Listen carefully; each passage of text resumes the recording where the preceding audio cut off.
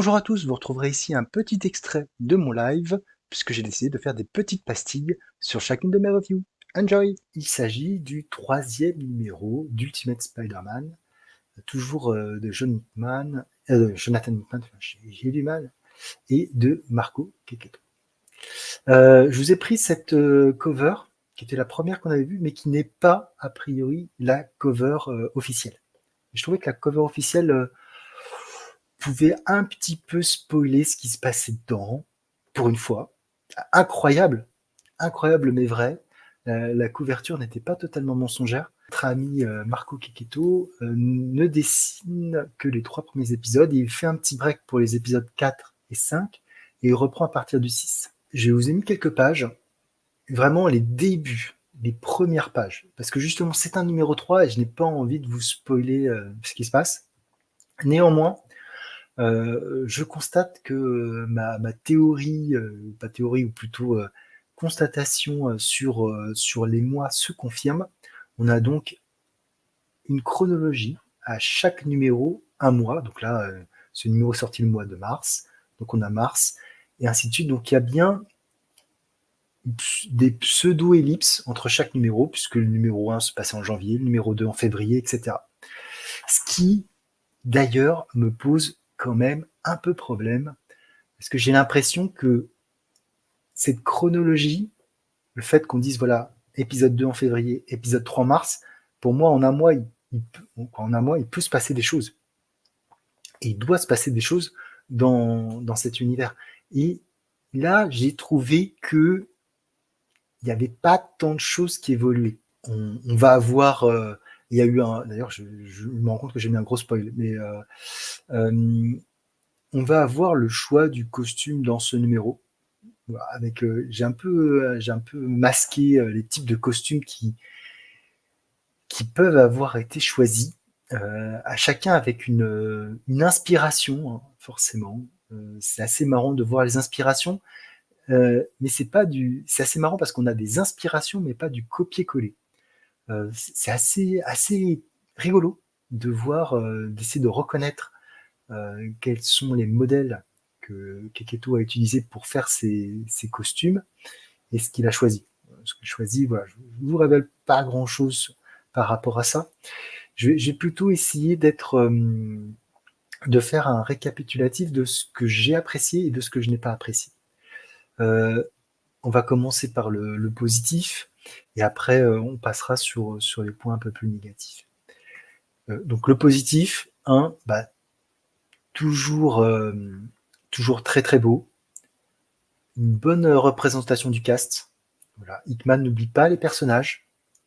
Voilà, ils sont tous là. Il y a des intrigues et des sous-intrigues. Il y a des cliffs qui sont efficaces, mine de rien. Que ça soit comment dire, tous les cliffs pour le moment fonctionnent plutôt pas mal.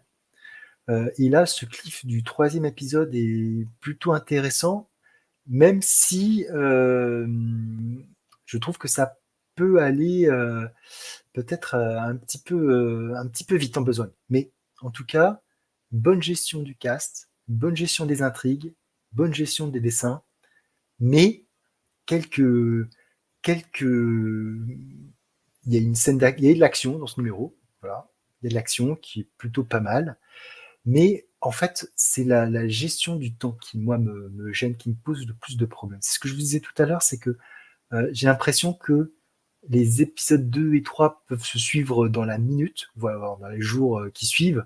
Or, on nous donne une chronologie disant qu'on est passé au mois de mars. Donc, je suis un petit peu mitigé sur ça et, euh, et sur le fait que les choses, finalement, n'avancent pas aussi vite que je pensais qu'elles avanceraient compte tenu de cette chronologie. C'est un peu perché ce que je dis, mais voilà, en fait, en 3 mois, ce qui se passe en 3 mois, ça me paraît assez peu. En fait, quand on lit un comics Spider-Man classique, on se pose pas vraiment la question de la chronologie. On se pose pas la question de savoir s'il y a une semaine, 2 semaines, un mois qui sont passés. Ce qui peut donner un effet plus rapide, ou en tout cas un effet plus rythmé. Là, ça induit un rythme particulier sur la série.